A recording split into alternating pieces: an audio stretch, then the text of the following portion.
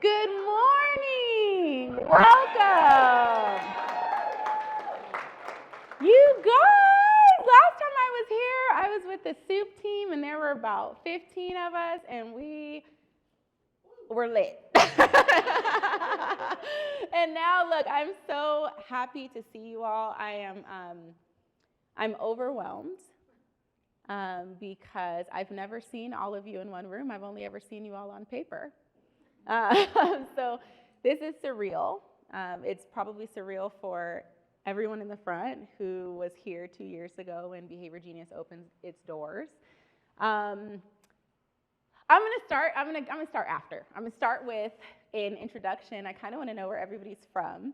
So obviously we can't get to everybody's table. So what I want to do is I want to just kind of call out a couple of things, and you guys just cheer or clap or whatever you feel it in your hearts to do, just to let everybody know where you're from. You can stand, please stand, so everybody can kind of see you, so we can see what makes up Behavior Genius. So let's start with, I didn't plan this, so we're just gonna go with it. Let's start with anyone who works in a treatment center at all. Treatment center, stand up. Treatment center. Welcome. Wow. Welcome. All right. Anyone who works in Ontario, around surrounding Ontario, not high desert. Anyone who's not from the high desert. Everybody who's not from the high desert, stand up. Wow. All right. High desert, stand up. Wow. Welcome. You guys have really never met me, huh? My name is Portia James. I'm the Chief Executive Officer of Behavior Genius. What else am I missing? Anyone who's been here longer than a year, stand up. Wow. Okay, stay standing. Stay standing if you've been here you're anywhere near. If you're going to cross 2 years in 2022, 22, stay standing. Wow. Wow. My people, all y'all know me. All right, I think that's it. Anybody else? Any other suggestions? People y'all want to meet? Did we get everybody? Everybody got a chance to stand up? Where's our administrators? If you work in the admin office, if you're a non-clinician, if you are a behavior analyst, stand up. BCBA. If you are a clinical supervisor, stand up. Stand up, stand up, stand up. I see y'all. Wow. And behavior technicians, BT.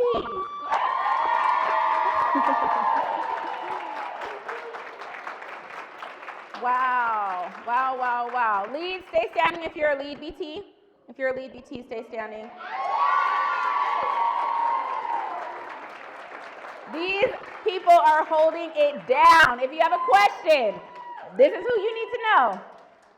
I think that's it. Who am I? Social skills training. Woo! Welcome. Social skills is my baby. Once upon a time, it was me. Then it was me and Chelsea and Mark. If you met him, that's what it was. Me, Chelsea, and Mark, no matter what, rain, sleet, snow, it was us three. Welcome, you guys. I'm extremely excited. This is our first annual, I say annual right from the first year, because what I say I'm going to do, I'm going to do. And so welcome to our first annual All-Team Summit. It is a blessing and an honor and a privilege to see all of you guys in a room, to see so many different faces and men, because, you know, there's not many. So many different people coming from so many different backgrounds. One of my goals was to build an incredibly diverse company where everybody felt like they had a place. I have never, ever, ever worked somewhere like that. This is my first time. So 96% of y'all are people of color. Yes! Woo! Give it up! And y'all look good. You guys look great. You look good. So thank you all for coming. I know it was early and I know it was grueling. I came from North Fontana. I did not stay here. I was not as luxurious as some of our team members, so I stayed at home. But you guys are all here. You're here on time. Everybody's smiling, talking. The energy is good. So I promise you we're going to keep the energy going. This is not a boring business conference. Guarantee you that. There will be dancing. There will be tears. There will be Beyonce. Yep, there will be wine. If you're lucky, there may be a couple of, little shit talk, a couple of F-bombs. You guys are gonna love it. If you like that, you can fit right in. You're gonna love it, okay? Welcome to Behavior Genius. Let's do it.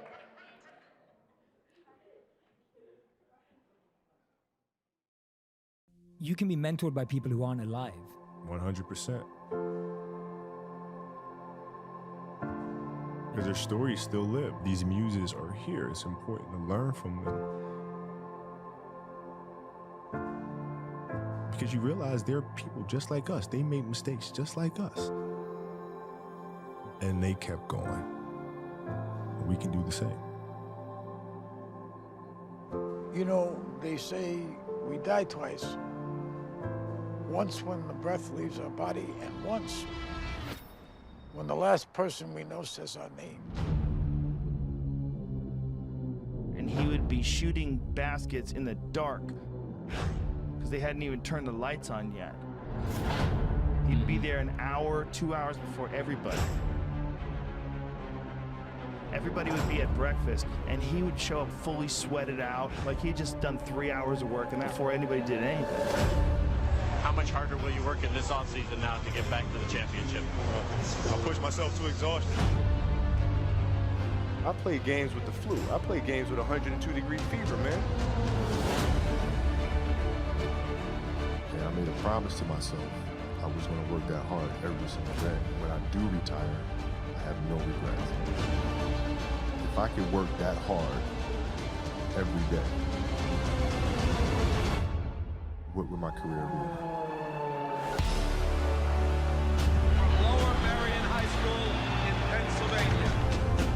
This kid right here, mark my words, is going to be unbelievable.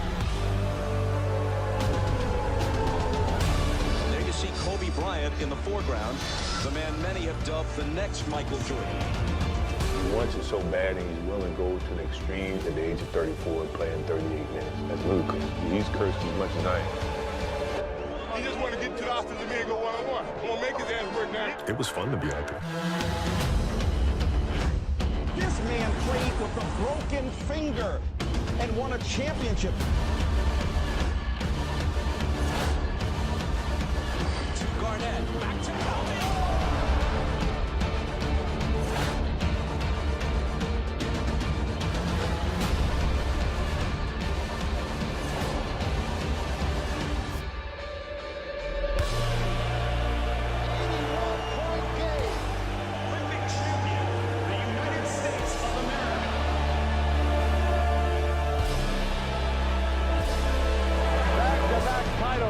Angeles Lakers on three-peat and a sweep. Their fourth NBA championship. The LA Lakers, the 2010 NBA champions. Falls down, and he is hurting. But the Lakers eat him at the free throw line. My family walks in. I had tears in my eyes. And, they're looking at you and stuff, and I'm like, it's all right. Dad's going to be all right. We'll be fine. As a parent, you got to set the example. This obstacle cannot define me. It's not going to be responsible for me stepping away for the game that I love. I'm going to step away on my own terms. We all have shit that we go through. We all have obstacles that were in our way at some point or another. We all had doubt. But we chose we chose. Using the darker emotions, the anger or resentment or frustration and sadness, using that as a weapon. No matter what happens, the storm eventually ends. And when the storm does end, you want to make sure that you're ready. I've really learned to put one foot in front of the other, because eventually that storm passes. Those times when you get up early and you work hard, those times when you don't feel like working, you're too tired, you don't want to push yourself, but you do it anyway. That is actually the dream. I didn't know if I could do it. You know, it was my daughter who kind of put things in perspective for me. Gianna, she's now 13, and she was like, well, you always tell us to go for it.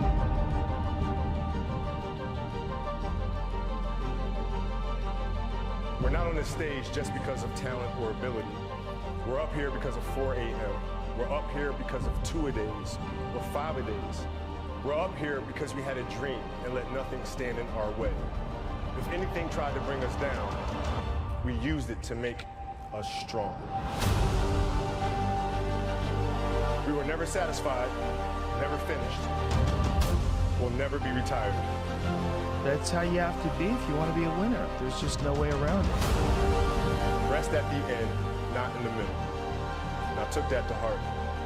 My next dream is to be honored one day for inspiring the next generation of athletes to have a dream, sacrifice for it, and never ever rest in the middle. Uncommon amongst uncommon people. A 60-point game. What an exit for number 24. You couldn't have written this. And the Oscar goes to Dear Basketball.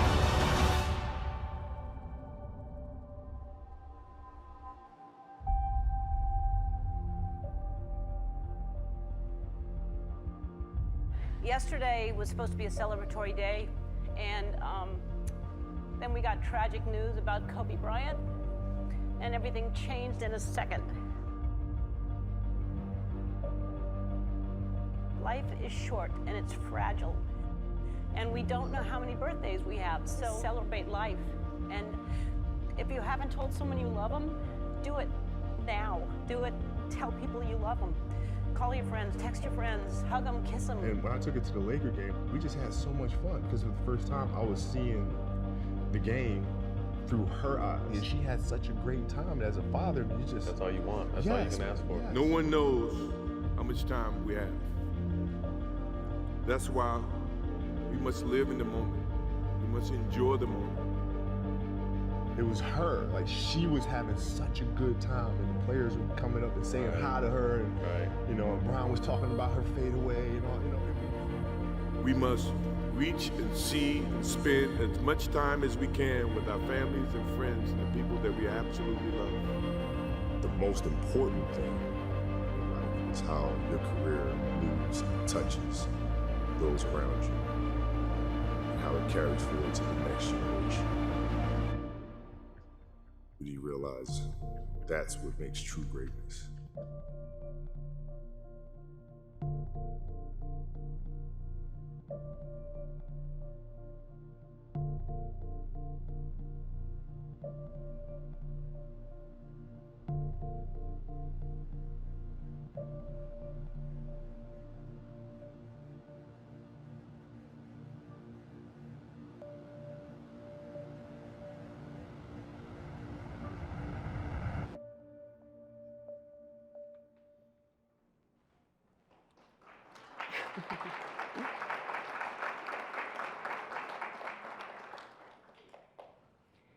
Kobe Bryant, among everything, all the other things that he is and was the best brand ambassador of our time. I thought long and hard about my slides, y'all. I thought I was gonna come up here and talk about the data and show you guys a bunch of cool stuff that Behavior Genius has done in the last 2 years.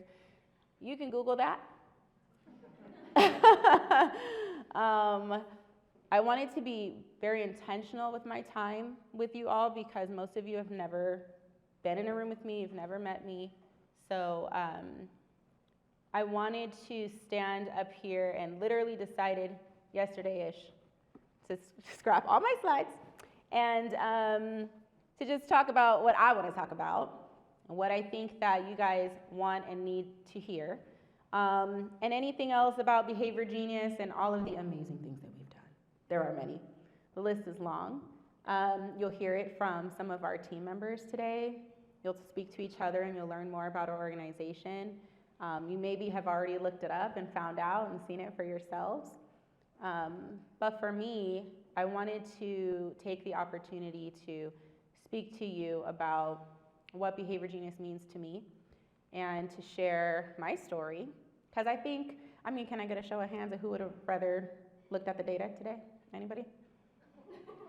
Nobody? All right, so this is the face we're going to be looking at for a while, because I said I scrapped my slides. So I have about 4 slides. This is where we're going to start. And I just want to know by show of hands, I like to watch sports, athletic videos. If I've ever managed you, you've seen one already. Motivational speeches, things like, they get me real rah-rah. I'm not an athlete at all. It doesn't take me back to my athletic roots at all or anything like that. But the message that I think can be taken from a story when told through the eyes of an athlete is one that is so powerful, and it resonates with every single person in the room, whether or not they've ever picked up a ball or ever played a sport. It's the drive, it's the ambition, it's the no matter what, it's the dream. It's the against all odds, it's the underdog. That's usually who I'm going for, the underdog, or the black guy. And so I want to know, how many of you can relate to those moments, that hard work moment, that I almost gave up, didn't want to be here, not here, of course, not here, at the other places that you've been. But there's one thing of all the things in the video, what gripped me when I was listening and watching the video over and over, was Kobe in his voice talking about playing with broken limbs, playing hurt, showing up anyway, giving it his all, pushing through it. And I thought about all of the times that, all the years, many, many years, I know it doesn't look like it, but I've been working for many, many years.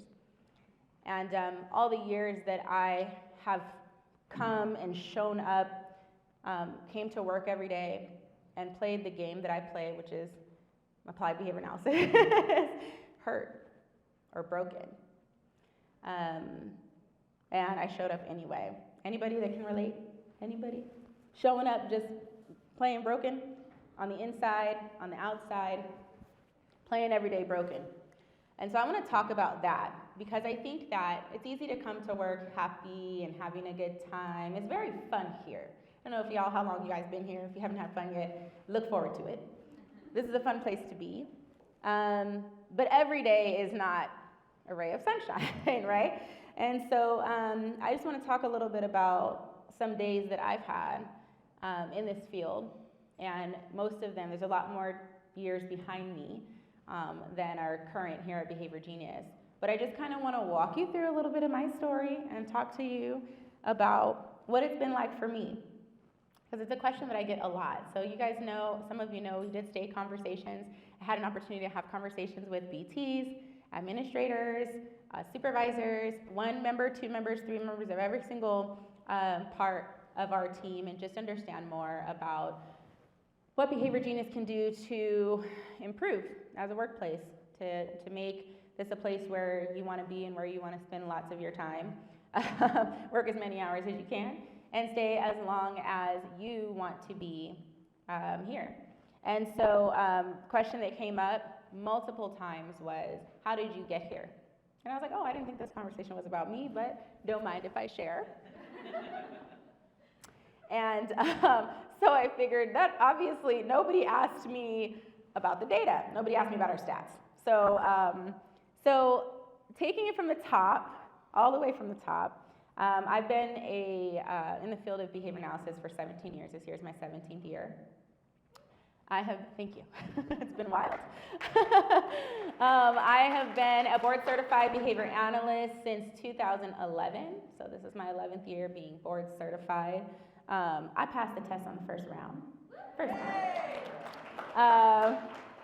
Because I brought the Kobe spirit, big energy is what I brought.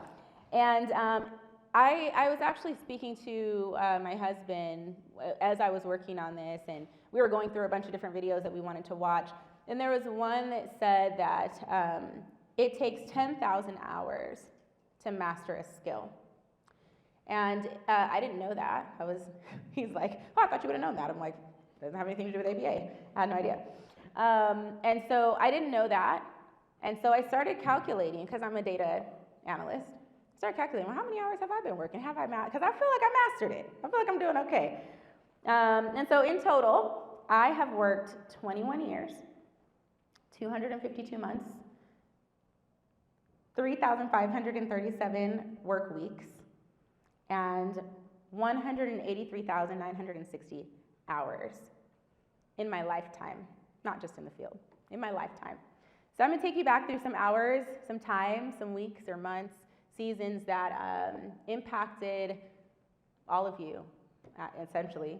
And so we're just gonna take it all the way back to when we're not gonna go all the way back, but I liked this picture much better than I liked my 12-year-old photo. So we're gonna start there, but we're gonna look at her. So when I was 12 years old, I came into my house, just came home from school, and let my parents know that I knew exactly what I wanted to be. I came home, I ran in, and I was like, Mom, sit down. Y'all gotta sit down. This is important. I found my passion today. And they're like, okay, in 8th grade, you found your passion. Let me know. Before this, mind you, I wanted to be an archaeologist because Jurassic Park. And I don't know why, because I hate dirt, poop, anything, but that's what I wanted. That's what I wanted. I wanted to be in a Jeep, which I currently drive. So I brought a little bit with me. But I wanted to be a newscaster. I wanted to be a songwriter. And this day, someone came to my 8th grade classroom, and they did a talk about going to high school. And it was peer counselors, peer leaders from Edwana High School, which is where I attended. Anybody else went to Edwana High School? Graduated from there? Boop, boop. E-high? So they came and they spoke about being a peer leader, and they kind of talked about, essentially, I don't know if you guys are all from different backgrounds, different places, but a peer leader essentially is like a little therapist, but it's a peer. So it's like the level-headed one, the mothers of the friend groups. We became peer leaders, and when everyone was getting in fights at lunch, we would just spend our lunchtime going to peer counseling and waiting for people to come in fights so that we could resolve these fights. That may be why I have an issue with conflict resolution now. I can't stand it. So anyway, they came and they talked to us a little bit about what it would be like to be a peer leader, why it's important, why it matters to the kids on the campus, and what we needed to do to go about becoming a peer leader. Of course, we couldn't even get into the peer counseling training class until 10th grade, but they wanted to give us a heads up. And so I came home and I said, y'all gotta sit down. Just stop everything that you're doing. So my mom was sitting on the couch, my dad was cooking in the kitchen, and I said, I know what I wanna be when I grow up. And they're like, okay. And I said, I'm gonna be a therapist. I'm gonna go to school. All I have to do is become a peer counselor. And then I'm gonna go to college and I'm gonna get a psych degree. And I'm gonna be a therapist. And my mom was like flipping through a magazine and she's like, okay, that's wonderful. And my dad burst into laughter. And he was like, what kind of therapist are you gonna be? And I was like, I'm just gonna be a therapist. Like, I'm gonna have a couch, my name's gonna be on the outside of the door like a therapist, like help people through their problems. What other kind of therapist is there? I'm 12. There's only one kind of therapist, the kind you see on TV. And so, I was like, yeah, that's the kind I'm gonna be. And actually, I'm going to own my own practice because, I am me. I don't do anything small. So my dad says, yeah, you're damn right. You don't do anything small. Who are you gonna therapize? Who are you gonna help? You're dramatic. You cry a lot. You cannot take feedback. You're ultra sensitive. no, that's not the job for you. And so I said, all right. That was the first time I think in my life that I was like, watch what happens. And so I went on about my life. I went to high school the next year, and 2 years went by. Of course, my parents maybe thought I forgot about it. I started watching therapy shows, you know. And I became a peer counselor in 10th grade. Most people take the class starting in 11th grade. I started in 10th grade. I was a peer leader from 10th grade when I had to take the class, and all of my 11th and 12th grade year, I was a peer leader. By peer leader, I was like the peer leader. Like, I went to lunch, got my little sandwich, went to peer counseling. This was supposed to be my lunch. This wasn't my 6th period when I was supposed to be a peer leader, but I was like, I'll just be here just in case any extra people come in and need to speak to me. And so, so that's what I did for 2 years. And so then I knew exactly when I got ready to, you know, graduate what I was going to do. But in the meantime, as soon as I could work, the second I could work, I got my first job, which was a very prestigious position at Wiener Schnitzel. And by prestigious, I mean I was there and I was killing it at the fryer, and even more so at the window. I remember people's names when they drove up. If I recognized their voice, I would guess their order. I was like, hello, Tim, is that you? Yes, it's me. Is that Portia? I'm like, yeah, you're here for number 2 with the Diet Coke? Yeah, all right, come right around. I already know the total. I don't even have to, I'm busy actually making mini corn dogs. I'll bring you in when you get to the front. I was the best at that job. I was the best. Now, mind you, I was 15 and a half. I just got a permit. So my coworkers, my beloved coworkers, were David and some other boys. I only remember David because David, all the boys would throw mini corn dogs at each other in the back while I was working. And David was the only one that had the balls to throw them at me and distract me from my job. So my work ethic was high. And it's so interesting because my dad, same dad. I have 2, but this is the same one. He, every time it was time for me to go to work, I was really interested in being on time. Like I was like, kind of got to be there at 6. You know this because you know my schedule. I'm a kid. Can you drop me off? And it was like walking distance, kind of, maybe like 3/4 of a mile, maybe half a mile. Not something that I would do then or now, but it was about that distance. And so if my dad wouldn't or couldn't take me, I'd have to walk, and I knew it. So I would try to ask him like an hour before, like prime him. Hey, Dad, gotta be at work today, at 5 again. Maybe we could get in the car like 4:15, and I knew we had to get in the car at 4:15 because my dad would get in the car, and all of a sudden he would turn into like the 70-year-old man. And my parents are very young, so he was probably my age, and he was turning into a 70-year-old man. He'd be like, well, we gotta warm it up first, Portia. And I'm like, okay, Dad, I'm gonna be late. I'm kind of, nervous. I wanna be late. And he'd be like, all right. He'd be like warming up his car for 20 minutes, smoking a cigarette, going inside, getting something he forgot.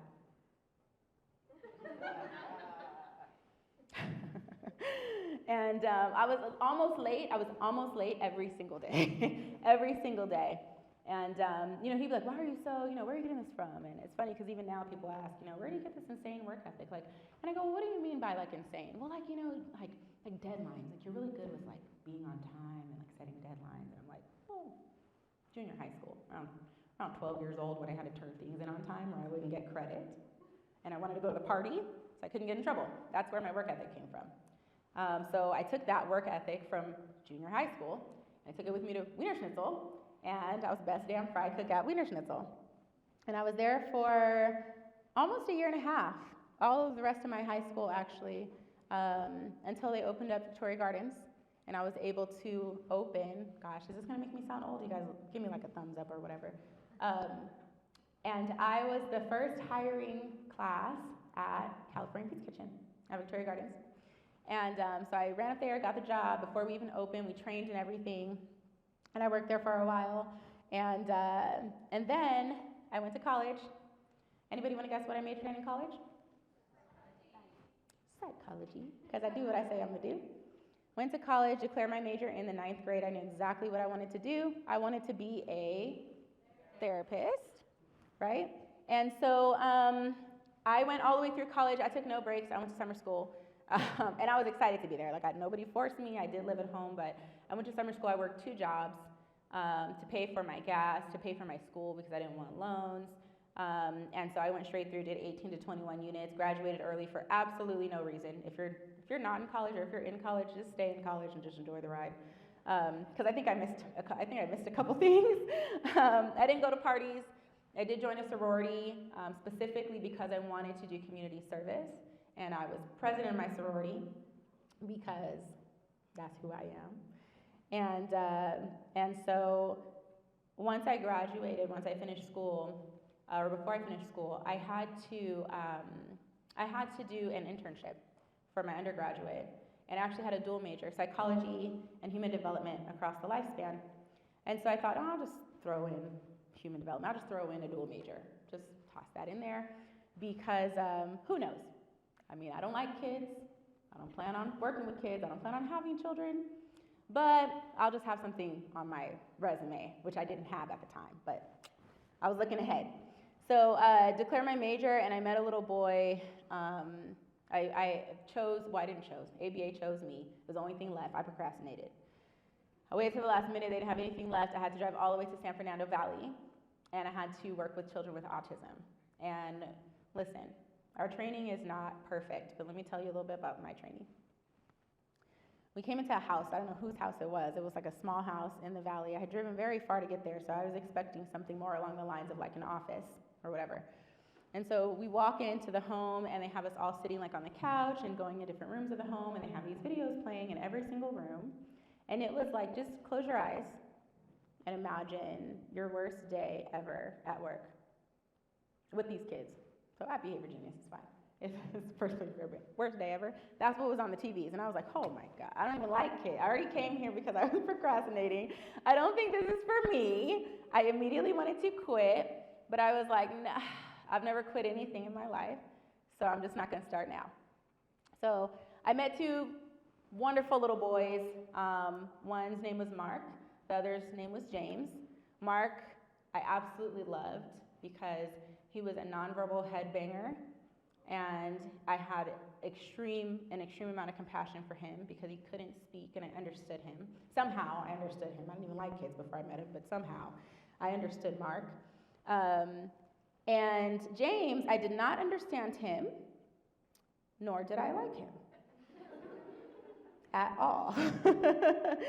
I didn't like going to work with him, and it would be like 5 minutes, 10 minutes, 15 minutes prior, and I'd be like, you know what, James, go on and clean up, because it's time for me to go. And so I'd like get all my notes early. I'd be in there bribing this kid, doing all the wrong stuff, chasing him, holding his toys hostage so that he would do what I wanted him to do. It worked, but it wasn't the right thing to do. I didn't have any training. I told you what my training was. It was the worst kids on the TV. So I was just in there like freestyling it or whatever. And so that was my first experience. And what I realized was I wanted to be a therapist, and I thought I wanted to be a marriage and family therapist. But in that, I only interned for 6 months. And in that 6 months, I realized that I could help marriages and families, which at that time I had learned in class, that families who had a child with autism had an 85% divorce rate. And in the United States, the divorce rate was like 50, which was already really bad, right? And so I was like, I could help marriages and families by being directly in the home, watching the marriage and the family happen. And so despite how I felt about James, I noticed that his parents never ever came to check on him, no matter how much he screamed. Anybody have a client like that? Mom's just blow drying her hair during the session and you're struggling? Anybody? Because they never ever checked. They didn't know what I was doing to that boy. It was really what he was doing to me, but they didn't know that because they didn't check. And so I actually was in a bad car accident. I was too scared to drive, so I had to end my internship early, but they let me get credit. And I applied right before I graduated. I applied for a job at an ABA company, my first ABA company, I guess my second, but it was here in the Inland Empire. And I was there for the next 5.5 years of my career. I had my first child there. She's 13. I got my master's degree there. I passed my BCBA exam there. And I genuinely believe that everything that I learned about ABA, I learned from that place. And everything else that I learned about like life, I learned from just continuing to move out of that place and into life. And it was probably my favorite place that I've ever worked because I think I've developed the most clinically. But it came to a point where I had to move on. And so I decided to get another job. And I worked for another ABA company. Some of you saw me there, met me there. So I worked there for another 3.5, 4 years. And I loved it. I got to do everything there. I got to work for Regional Center as a parent educator. I worked for Pomona Unified School District as behavior consultant. I loved it. I loved everything that I did. Only thing I didn't love was parent training. Parents are hard. I thought the kids were going to be shitty, but actually it's the parents. For sure. Anybody disagree? No. If you are the parents, just put your hands down. It was awful, but I learned how to do it. But what I took away from this company were many things, but I really grew as a clinician, as my own personal clinician, like the one that, I used the science of behavior analysis to govern what I did, but I also learned how to use my intuition. I learned how to use my better judgment, my thoughts, whatever's brilliant about me, my own genius. I learned how to use that there, and I mixed them together, and I did some really strange and unusual things with people who know. Spent the night at kids' houses to get them to sleep, on their own. I met parents at Target every single day. I hid between the aisles at Costco with a hoodie on, because by this time I had the courage to lock my hair, so anybody would have seen me while I watched to see what happens if I'm not here. But through all of this time, I was building relationships. Not only I was building a relationship with behavior analysis. I was building relationships with the people around me who I worked with, who I still have relationships with to this day. I was building relationships with families, many of them who I am still in contact with, some of them who are your clients currently, Teo, Alex. I really found myself. I really started to feel like, I'm really actually good at this. I mean, I knew I was going to be good at it because I was good at Wiener Schnitzel, so I assumed I would be good at this as well. But I really took ownership of what I did for the first time. And interesting story, I would sit often, this is actually the first time that I also felt like I didn't belong. And so I went to all these different places and I did all these different things, and I was seen on the outside, physically seen, and I was heard. But I would go to IEP meetings. IEP meeting is like a meeting with a family and their entire interdisciplinary team. They're the school district, the speech pathologist, if they have occupational therapy, that person comes, and we all would sit around a room, and never ever failed me. I knew these people because I was born in Pomona. So I've been living I see some hands up back there, P-Town, respectfully. And so everybody knew me. Everybody knew me because I outlasted everybody. So you guys know, because some of you, this is your first job, or this is your first job in this field. Probably half of you, I hope not after this amazing speech I'm giving, but probably half of you won't be here next year. Sorry for you, because we'll be back at Wilson Creek. But everybody knew who I was because by that time, I'd been working in the field for 10 years. I'd established myself as a professional. I'd never lied. I worked in every single school district, from Norco, Corona School District, to Barstow with Brittany Day, your BCBA. Brittany Day was a BT when I met her. She was a badass. I never met anyone like her before or since. She's still a badass. And so me and her were going up to the Del Taco on our way to work in Barstow, and everybody knew me.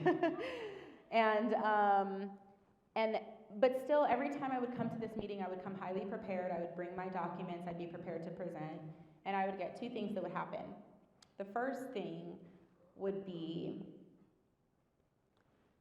following my presentation, which was not the first presentation. It'd be like the third or the fifth or whatever. A little old lady would always find her way to me. It was a different old lady every time. But she'd always find her way to me, and she'd go, "You're so well-spoken. I'm very proud of you." Only to me. Some of you, who felt that in your heart? Y'all felt it? Did it get you? Raise your hands if you've ever heard of microaggressions. Anybody? Oh, you ever heard of that? Okay, that's how it felt for me. I didn't have a word for it back then. I just was like, this is weird, because you didn't congratulate anybody else on their excellent vocabulary. But only me. And so that I could get by. I would say thank you. I was like, they're probably old-fashioned. That's fine. What I couldn't get by was every single time we'd have to sign in, and they would have to address us by name. This person's a speech pathologist. This person's an occupational therapist. This person here is the does physical therapy. All these different types of psychologists. And they never, ever, ever remembered my title. Ever. They would laugh, and they would say, "Portia."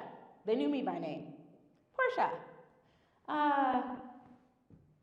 Is it behavior analyst, behavior consultant, behavior therapist, behavior specialist?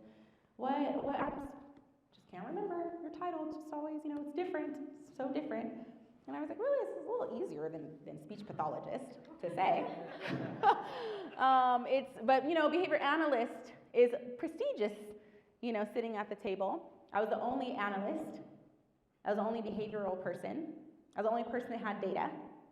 And so I felt like for $100,000 a year in student loans, or a year, it felt like a year, it's still going on currently right now, but $100,000 total in student loans, I felt like behavior analyst was something that I earned and that they should have respected.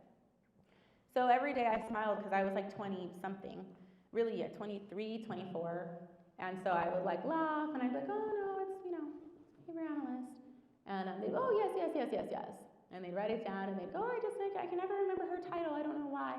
So one day, I don't know if it was a good day for me, a bad day, I don't remember what happened in my day, but I was here for it today. I came today to play. And when they did it, they did their right. Maybe I was subconsciously like, the next time, I'm going to have an answer for them. I'm going to knock them off their feet. And so the same thing happened. I went to an IEP. Mind you, I did this like monthly, a couple times a month. So I went to an IEP, they did the same thing. They passed around the little thing. They're like, "Oh, Portia, before you pass yours around, before you print yours out, can you give me your title again? Because we don't have it in our system." I'm like, "I've been working with y'all for 4 years. You should have everything in your system." And so, we just don't have it in our system. We have no idea, so we don't even have a code for that. It's behavior specialist, behavior consultant? And I told them, if you're asking me, I would address myself as behavior genius. That's what I would say. I like genius. It's the only word that I like better than analyst. I think I've also earned that title as well. And they laughed and like, "Oh, you're so funny, that's hilarious, we're gonna put behavior analyst." I was like, okay, put some respect on it. And so, so from then, they remembered because they remember my joke. So they were able to remember behavior analyst because they remembered my joke. Now, mind you, this was, 2011, maybe 2011. It was really, really early on. And they didn't play with me like that again. They know now, huh? So that is actually how Behavior Genius was named. When I decided to go into business for myself, I was thinking of a name. I was at my kitchen table with my new man, who is now my husband. and and that's the only thing I could think about. And I was like, oh, it's so brilliant. I'm sure it's already like taken or whatever. So I Googled it, and it wasn't. It was for me. And so, Behavior Genius is the first company that I ever started, that I ever founded by myself on my own. And so that's what happened there. So then I got another job, right? And I got another job, and in this job, I was ready to come out of the field. I was like, look, I've been in the field for 10 years. I need to do something magical, like a decade. I can't be out here telling people that I've been doing this job for 10 years and I do the same thing they do. I need something magnificent. Kobe Bryant, Beyonce, nothing less than the most. And so I actually wasn't looking for a job. I was looking to get married, and I was looking to pay for my wedding, and also my rent and my children as well. By this time, I had 2 children, and I was planning a wedding. And so I actually got a call from a company who wanted to hire me as a clinical manager, which is the equivalent of our behavior analyst. And so I said, you know what, I've been out here, because at that time I was in this little interim space where I had quit my job, because I was like, you know, I just don't want to do this anymore. I'm kind of out here killing it. They don't recognize that. And I'm going to see what I can do just on my own. And I'm going to go look for other ABA companies to help them grow. And I'm going to just tell them what I do, and they're going to love me, and they're going to hire me. And that's exactly what happened. And so I did that for maybe 8 months of 2016. And then I was like, well, let me go ahead and get a job, because I like my salary. I like to know how much I'm getting paid. And so I took the job, and I worked there as I started as a behavior analyst. And then I quickly, within the first year, I became clinical director. And the way that I became after I became clinical director, my job was actually to help to grow the region, to help get more clients. And so in order for me to get to the next step, I would need to just grow the region by, like, you know, a couple of clients. Like, I think when I started, we were at 32 clients, and within my first year as clinical director, we had over 150 clients in the Inland Empire alone. I had never run a business, never ran a franchise. I don't come from money. My parents didn't teach me. I see it, I want it. What did Beyonce say? I see it, I want it. That's what I did. So I grew the region, and actually what they did was someone called me from headquarters, and they said, will you help us in this other region? Because we don't know what you're doing, and we don't want to figure it out. Will you help us in this other region? And it was very far from my home. I was actually working in Anaheim, and I had a very small, I had small kids and daycare, and I said, you know what, sure, throw another thing on my plate. I could do it. So I think actually there was like a keys to the Ferrari reference. You know, I have the keys to the Ferrari, like, do you want it? And I was like, I don't know, I might look good in a Ferrari. I've never been in one. I like to know. And so so I continued on, you know, that journey, and I became director of clinical operations, where I oversaw 16 states, all of the regional clinical directors in 16 states. My job was to grow the entire company, to look at all the metrics for that company, figure out how the company runs. It was all data, it was all numbers, so it was familiar for me. No children, which was nice, because after, you know, 11 years working directly with children, it was nice to be working with adults. And from there, I was able to continue growing the region that I started in, Inland Empire, but I was also able to choose who got to sit in seats to run these other regions. And I was able to be successful only to whatever capacity the person in front of me allowed me to be. I wasn't really allowed to I worked in a corporate setting, and so I wasn't really allowed to have independent new thoughts. I wasn't allowed to be innovative or creative. I wasn't allowed to be a ball hog. I wasn't doing anything spectacular on the court. I wasn't allowed. I really just had to take direction, and which I'm fine with, but I didn't feel like I could really live in my purpose. I knew that I could, like, slay this job. They would just let me do it the way I did the Wiener Schnitzel. And so it was difficult for me, but my growth path, you know, was very rapid, because they saw the quality of my work. My last year there, I ended up getting married. Give it up for getting married. I'm still married, thank God. And, because it's been a lot. But during my time there, I experienced probably all of the trials in my life that I can think of experiencing, family and friend, death of loved ones.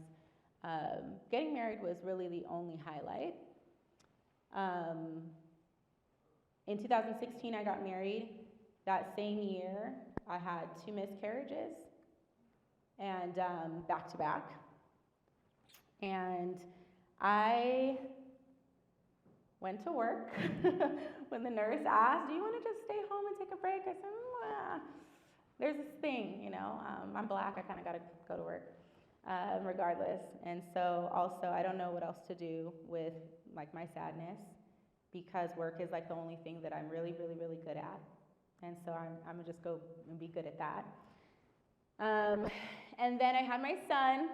I wish I had a picture of him because he's much cuter than, kind of like this, but like blonde hair. And I had my son. I went on maternity leave. Right prior to me leaving, I was actually overseeing our scheduling department as well as the clinical department. And right before I went on leave, they called me into a room like 2 days before and let me know that they were going to terminate every single person on my team, except for me. And it was a business decision. Actually, they didn't tell me. They actually asked me, like, what do you think we should do? And I was like, I think we should do this. And they're like, okay, everybody's fired tomorrow. We're letting everybody know tomorrow. We just wanted to wait until, you were gone so you didn't be involved in it. And so I had to keep it a secret. I had to go on maternity leave knowing that 24 of my team members were going to be gone, my schedulers. And when I came back, the company was sold. We had a merge, we had a new CEO. And that person was like Miranda from The Devil Wears Prada. Anybody? Miranda Priestley from The Devil Wears Prada. That was her, literally, like to a T, the way she dressed, lady had style. She's old as hell. Her hair, she was just like her. She didn't shake me because I think she tried to be nice to me, I think. Her version of nice, I thought. But she was difficult. She was difficult to work with because she had never been in the field, and I had been in the field for 15 years at this time. So at this point, I knew more about my job than she knew about my job, right? So there was one person in between us, and that person was, I had a generally good relationship with him. And I remember one day, but some things were happening that I was like, this isn't right. This just isn't okay. I know enough to know. You guys pay me enough to tell you what's up. I think y'all need to know there's quicksand. I can see it. You're walking that way. I'm going to slow down. But I can see everything. And that's when I realized that I could run a business. I had no idea. But I realized that I could see things that even they were not able to see. And it was very powerful because I understood the clinical and I also understood the operations of the field and of the organization, but that's not what they hired me to do. I thought that's what I got paid to do, but that's not what I got paid to do. And so I was having a conversation. There's like a series of events. I had spoken up about a couple things, and after a series of events, I had a conversation with Miranda. That's what we'll call her, Miranda. We'll put her name on a t-shirt later and she'll be a movement, but today, Miranda. And watch me when y'all see me wear it to the next one. I'm gonna be like, oh, is that her? Yep, that's her. But we were having a conversation and I was asked to do something, personally do it. And instead of doing it, I did what I felt was my job, and I got it done with the people whose actual job it was to do that. She didn't like that because even though I got the job done, I did exactly what she wanted, money in the bank account for her, I didn't do it the way that she asked me to do it. So I explained to her, well, what my reasoning was, and she said, I'm just going to say this to you, and you can just take it with a grain of salt. When someone says, my husband always says when someone says, no disrespect, that means they're about to disrespect you. That's exactly what she did. So I'm standing outside of my house because my baby was crying. So I was working from home at the time. And she said, "You're not great. Like, you think you're great, and you think you have something, and I mean, it's there. You're good, you could be better. But great? You're not great. I think you're getting a little ahead of yourself." And I was like, oh, what? Instantly, I was 12, and my dad was letting me know that I wasn't going to be a therapist, and I was like, well, see what happens next, right? And so it went downhill from there, essentially. After that, I decided that maybe this wasn't the place for me. I may have outgrown this space. I continued to work as hard as I could work, but it was a matter of weeks from that conversation that I submitted a concern about something and I was terminated. And so that's the end of my timeline. But what I want you all to gather from that is that in every single situation that I've ever been in, the obstacle for me has been extreme, obvious, unwelcome. I've just never been welcome in any room that I had ever been in. And so the only place that I was welcome was in the client's home. My families knew what I was capable of. They loved me, they wanted me back, they threatened to leave their company if I left. They knew my value because every day I showed up and I gave it everything I had. That was the dream for me, that's who mattered. And so what I learned from that situation, and then of course came Behavior Genius. In 3 months, I was able to launch this company, and it was me and Chelsea and Alicia Yarbrough. Where are you at, Alicia? Where are you at?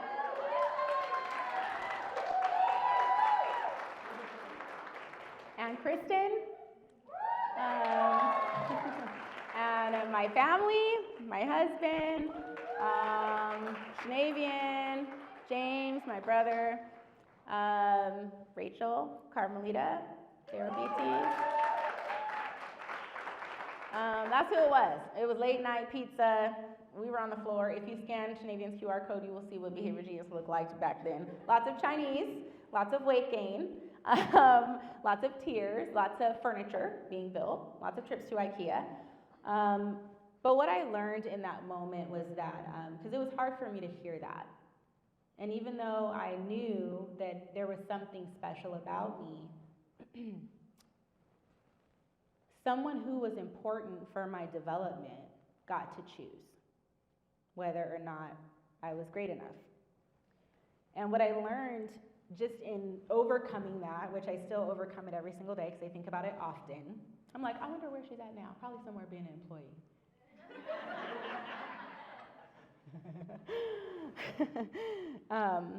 But what I learned in my recovery, in my attempts not to be petty, is that every hour, every last one of those 180,000 hours counted. Everything that I did ever in my career was what made me great. She didn't know what I was enduring. She didn't know that it was an act of courage for me just to show up to work some days. She had no idea what I had experienced as a woman of color in the workplace and how traumatic it had been. But regardless of what my experience has been, I've never left a position until I mastered it, 10,000 hours. Every job I've ever worked at, starting from Wiener Schnitzel, I worked there for 10,000 hours at least. And when I left nothing on the table, not a damn thing. I took exactly what I came to get. I was patient in my pursuit of what I knew was for me. And Behavior Genius is a testimony that there's not a person in the world that could have taken that time from me. And also Behavior Genius is also a testimony that I am great.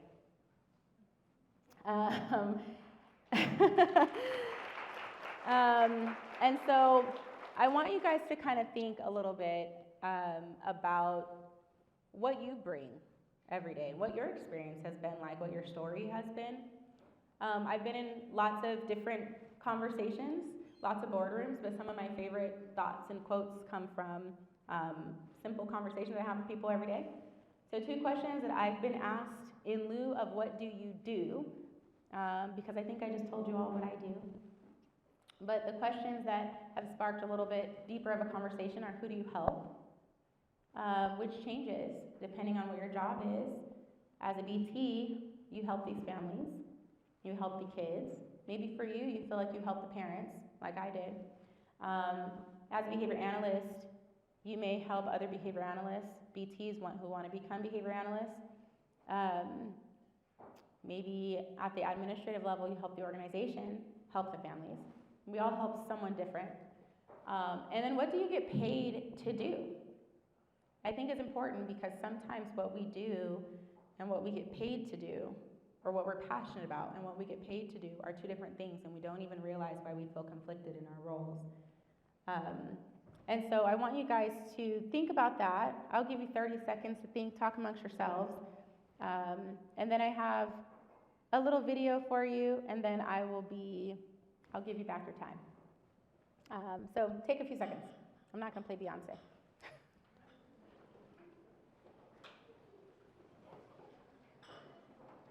What is it?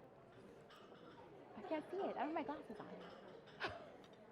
Okay, thank you.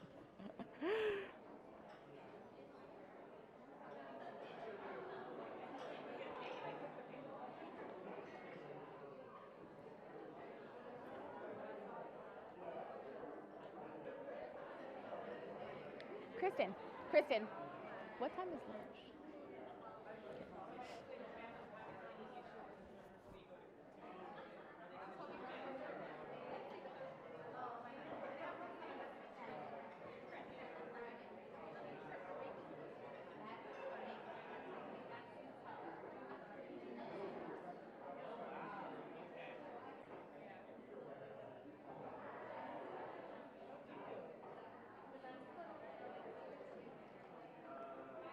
Okay. All right, let's bring it back. I know that was really quick, but I want to hear from a few people. One person to stand up and let me know who you help. Any person, just stand up out of your seat. I will call on you. Anybody? Woo! Leaders go first. Hi, Sarah. Hi. Who do you help? I help my kid, his parents, I help his brothers, so that way they can all work as a team together. We help our supervisors, we help our peers, kind of like all in the day's work. Yeah, I love that. Perfect. Anybody else? Anybody else with a who do you help? Dying inside, same, okay. What do you get paid to do? I know the answer, but somebody stand up and tell us, what do you get paid to do? And how does that answer differ from the first question? Destiny. Hi, Destiny. We get paid to work with the kids and just make an impact in them, being able to be functional in society and their behaviors and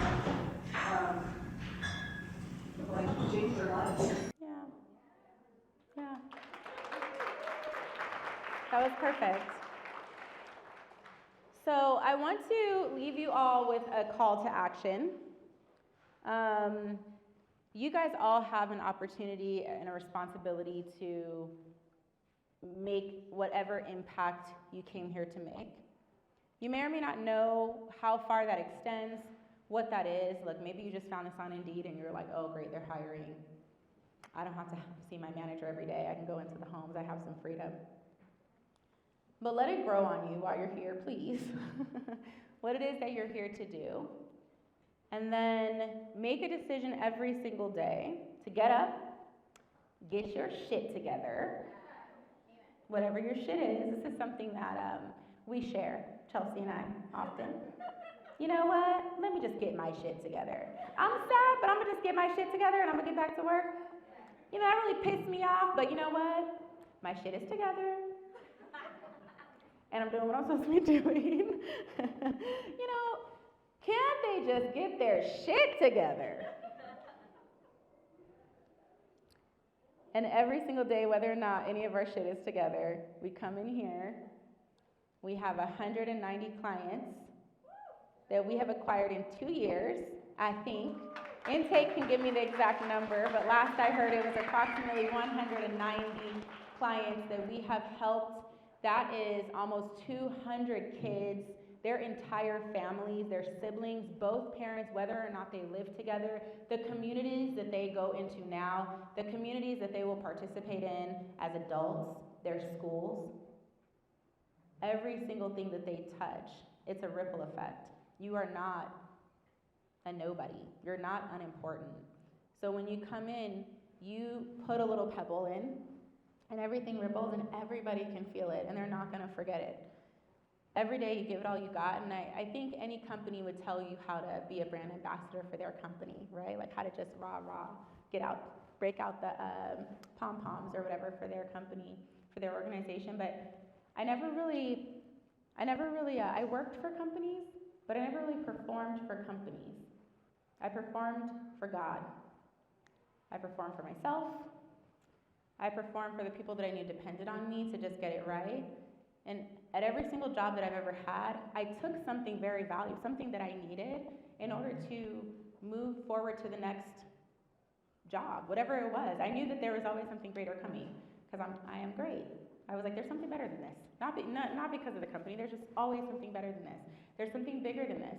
And I prepared, I took my time everywhere where I was, and I looked around, I kept my eyes open, I really tried hard to reach deep within and figure out what is it.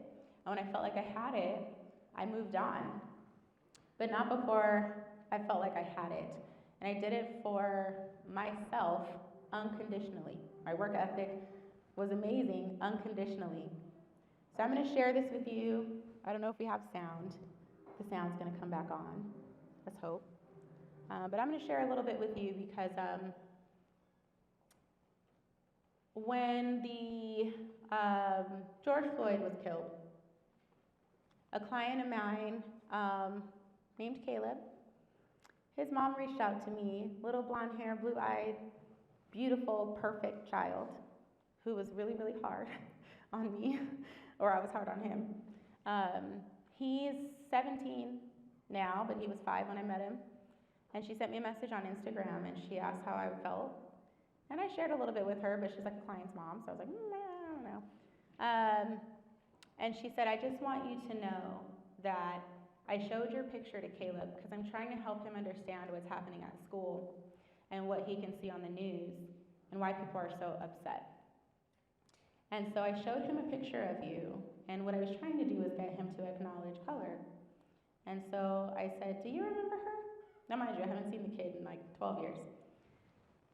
And she told me that he said, yeah, I remember her. She's brown, and she's pretty, and that's the girl who taught me how to talk. And I was like, thank you for that. He has family. He has his mom and his aunties and his grandma and grandfather there every single day. And I was with him for about 2 to 3 years. And I didn't think that, I don't remember it that way.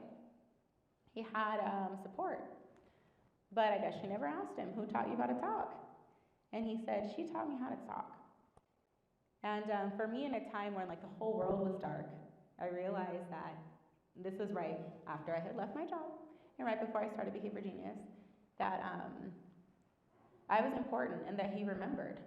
Because I don't know about you guys, but sometimes I'm like, I don't know if these kids are ever going to remember us ever, right? We're just here for this moment, this small moment in their life, and they're so small, and they probably won't be knowingly impacted, but I hope I did my best. And every day he would have a tantrum, and every single day I'd want to quit my job, and every single day at the end I would give him a hug, because we got through it, because I wasn't leaving until he calmed down. And all he remembers about me is that I taught him something extremely valuable. I gave him a voice. And so I'm going to share with you a little bit about how this comes full circle for me, because what I get paid to do is I get paid to usher the next group of people into their purpose. I get paid to help people understand the greater good.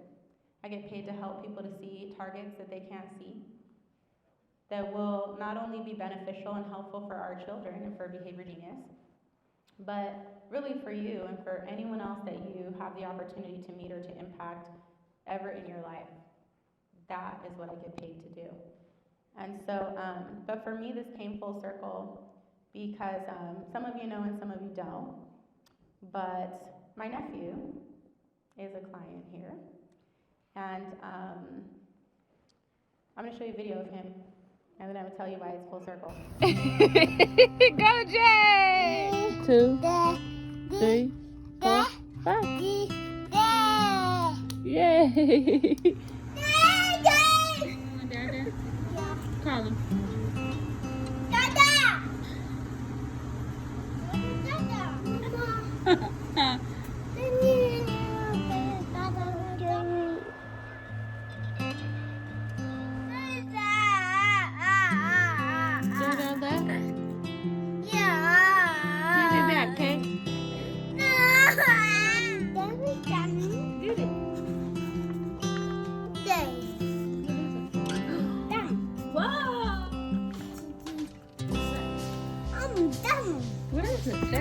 Yeah, a car. Well, God. Thank you.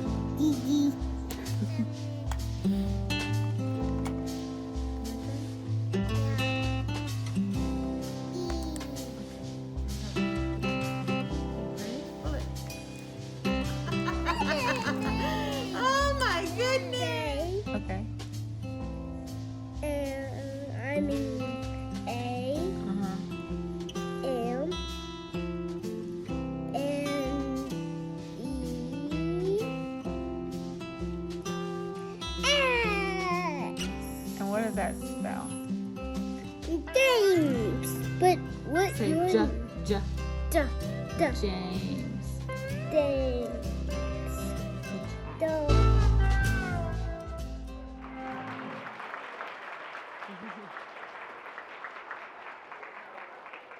So I don't know how many of you all know who've worked with Jay. He's mine. And it comes full circle because the first time I met my nephew, my sister and my brother, who met me once on vacation, when I was in a good mood, moved their family across the country from Savannah, Georgia, and they stayed with us. And he was almost 3, and he had no words, 0 words. And I did what I knew to do. It was hard because I wanted to be auntie, but I'm a behavior analyst. And I have never seen that video, so my other sister added it for me because I was taking a shower this morning at 5 a.m. That's when I get all my thoughts after 1 hour of sleep. And I realized it hit me that it came full circle that I would meet you guys today. And you guys are the ones that taught him how to talk. So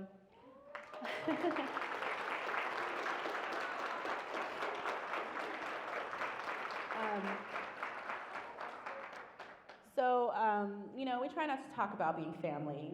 We just let you guys assume because we're black that maybe not, or whatever. But you guys gave him words. He gave him a voice, and with that voice, he asks for all kinds of things. He lets us know when his mama's vegetables are disgusting. He asks if he can go outside and play with his cousin Roman. And I had no idea what it was like to live with a child who couldn't communicate. But I knew what my role needed to be right from when I met him. And you guys, without my interference, I do not come to his sessions, which I have offered, but I don't. I've never looked at his program book, although I've been extremely tempted. I had faith. in the people that I put into his life. And so what you do is extreme. It's an extreme sport. It's difficult, but it means so much to so many people. So my ask of you is that every single day that you show up, every day that you're going to be here. Now my data says you're going to be here for a little blip of our lives, and that's okay. What I humbly ask is that every day you just be the best at everything right now.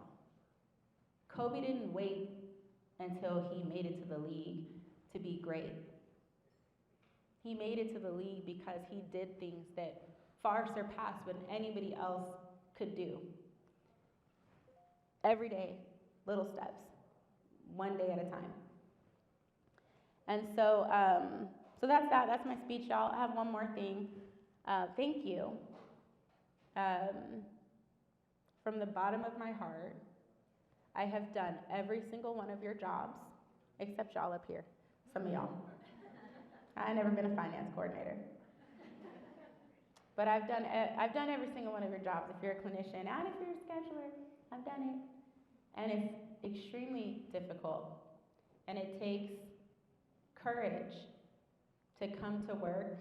And it's hard to know if you're making an impact, but you are collectively making an impact. We volunteer. We, host events for our families. We give them opportunities to be able to see the Easter Bunny. You guys think it's all fun and games just because we like Easter? I mean, we do like Easter. We like Christmas. We enjoy Esteban as Santa Claus, wholeheartedly. Wholeheartedly. Somebody sent me a photo because I still don't have a picture, but I did get a video. But we do it because these kids don't have the patience, or their parents don't have the patience or the time. They don't know how to go visit Santa Claus. And so we bring Santa Claus to them, to a place where they're safe, where they feel like they belong, where they can get their little picture of them crying and scared to death, and then send them back to their parent. And that's a photo that their parent has never gotten to get. We have social skills birthday parties. The reason we have birthday parties is because one kid, Mark, same kid, me, him, and Chelsea. And Mark's mom said, "Can I bring cupcakes?" He's never, ever had friends on his birthday. And he's 13. And that's why we have birthday parties. And so I never thought about birthday parties. I was just out here. I never ran a social skills group, so I'm learning with you guys. So what I want to say is, I don't know where your path is going to take you, what you plan on doing with your life. Right now, most of you are millennials, and you probably plan on running a business. Maybe anybody think they want to own a business, any kind of company, you want to work for yourself? You can take your phones out if you're interested. I'm starting my own small team. I started it last night. I didn't ask anybody's permission. I made the link on my way over here while I was driving. And so you can join my small team, my group on GroupMe, if you're interested in starting a business, working for yourself, if you're interested in making a difference, and you don't want nobody telling you how that difference is supposed to come about. If you know that God gave you something and you just don't know how to use it, feel free to join my small team. I got some surprises lined up for you, luxurious things, conversations with me. I will not be paintballing. All my conversations will probably involve food and or wine. And that's it. I'm not adventurous. I will not be dressed like this. I will be in sandals for sure. Doesn't matter where we're going. But if you need a mentor, because I wish I had someone that told me that it was okay and that I was great, and I didn't. So if you are looking to do your business, you don't know what it is, but you want to do it, join my small team. Because really my job is to create the future. When I retire and I stop working, whenever that is, I want to know what you guys are doing. outside of me and beyond me. And if I can help, you know, to just shed light or make an investment or take you somewhere really cool, and just show you kind of all the things I didn't get to see until 2 years ago when I started Behavior Genius, happy to do it. I'd be honored. So feel free to scan my QR code. Don't ignore the emails when they come because my new team is going to be in there. I'll keep you all engaged, but more so than anything, I hope that you guys let me talk for a long time. Thank you very much for giving me the opportunity to tell my story. And thank you for everything that you do. It's so important. So you guys have a good time. I'm going to sit down. Kristen told me to sit down about 20 minutes ago. I'm not good at this. I'm going to sit down and I'm going to watch you guys and we're going to have fun and there's going to be lunch and there's going to be wine. Please say hello.